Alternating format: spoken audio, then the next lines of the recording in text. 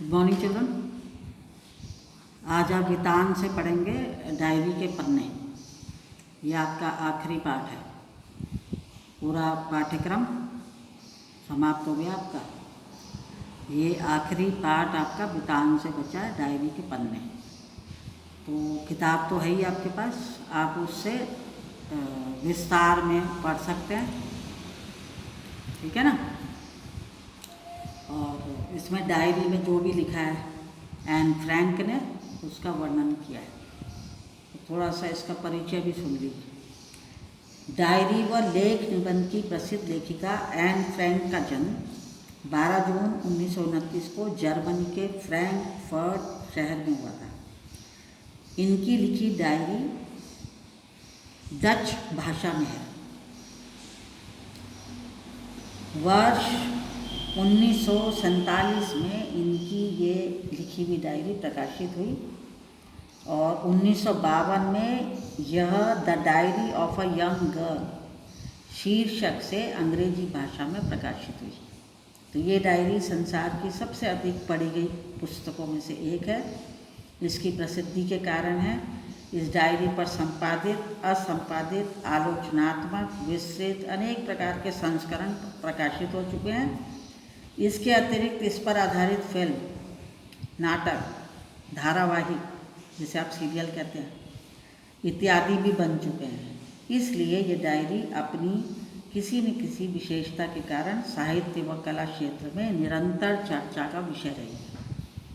तो Anne Frank की मृत्यु अल्पायु में हो गई थी। केवल 15 वर्ष में नाजियों के यातना गृह में वर्ष 1945 में इनकी मृत्यु हो गई। तो एन फ्रैंक द्वारा लिखित ये diary the diary of a young girl शीर्षक से वर्ष 1952 में प्रकाशित हुई, छपी मतलब, जो इतिहास के सबसे आतंकप्रद और दर्दनाक अध्याय के साक्षात अनुभव का बयान करती है। उनके साथ जो भी घटा था वही डायरी में उन्होंने लिखा था।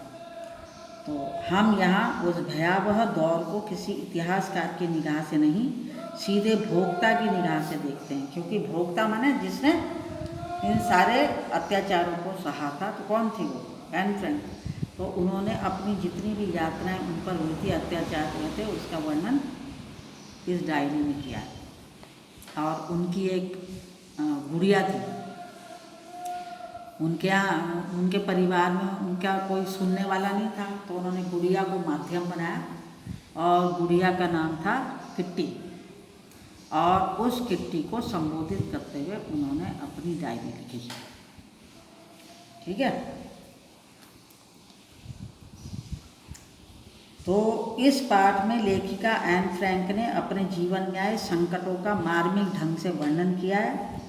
लेखिका ने स्त्रियों पर हुए अन्याय का भी वर्णन किया है। इस डायरी को एन फ्रैंक की अकाल मृत्यु के बाद, अकाल माने आकस्मिक निधन हुआ था उनका, आकस्मिक अचानक मरी थी, कम उम्र में मर गई थी। उनके पिता ऑटो फ्रैंक ने पहली बार डच भाषा में वर्ष 1947 में प्रकाशित करवाया था, छपवाया था। और लेखिका ने अपनी डायरी को अपनी प्यारी गुड़िया किट्टी को संबोधित करते हुए लिखा है। ये मैंने बता दिया। ये डायरी यहूदियों पर ढाए गए जुल्मों का एक जीवंत ऐतिहासिक उदाहरण है। अब देखिए आप अपना पाठ। सबसे पहले 8 से 10 जुलाई में एन फ्रैंक ने जो भी लिखा 1942 में, उसके बारे में सुनिए। लेखिका ने 8 जुलाई 1942 से अपनी डायरी लिखनी प्रारंभ की, ठीक है। 8 जुलाई 1942 से डायरी लिखना शुरू कर दिया।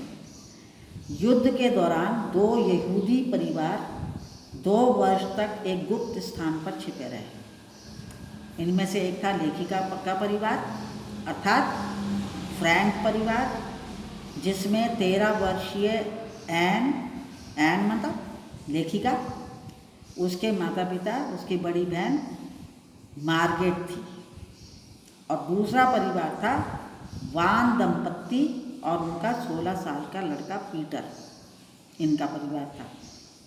समझ लीजिए ध्यान से। लेखिका ने 8 जुलाई 1942 को अपनी डायरी लिखनी शुरू करी और युद्ध के समय 2 यहूदी परिवार जो है वो छिप कर रह रहे थे।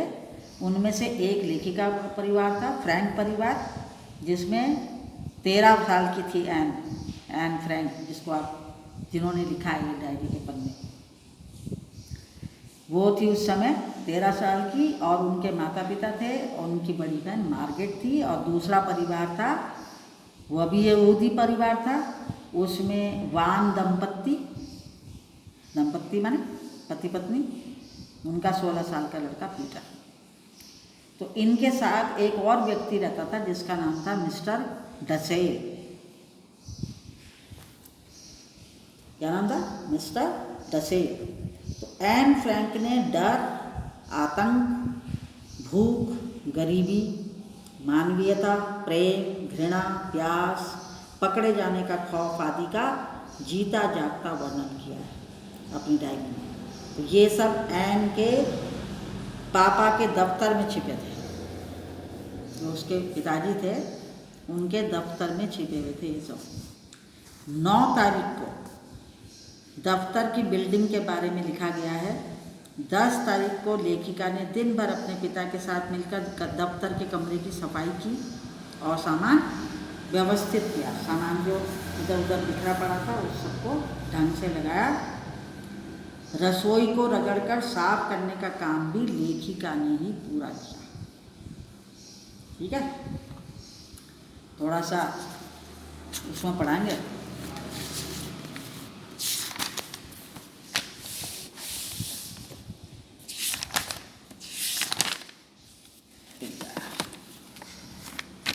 अब देखिए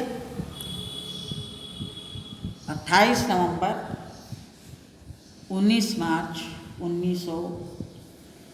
28 नवंबर से 19 मार्च 1942 में उन्होंने क्या लिखा कि 28 नवंबर को एन ने लिखा कि उसने वह समय किस प्रकार डर डर कर बिताया।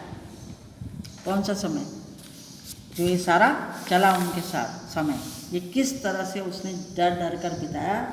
मिस्टर डसेल, जो एक अच्छे खासे चुगलखोर व्यक्ति थे, एन की सारी बातें उसकी मम्मी को बता देते थे और वही बातें एन की माँ जो थी उपदेश के रूप में एन को सुनाती थी।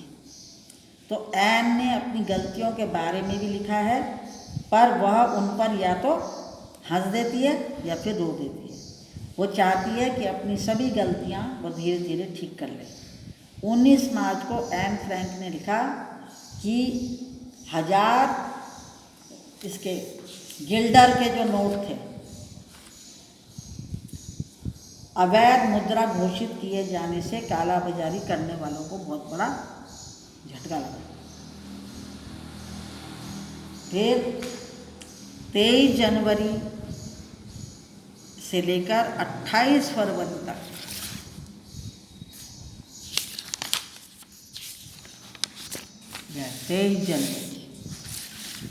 तेईस जनवरी से 28 आगे आएगा। 1944 में उन्होंने क्या लिखा, देखो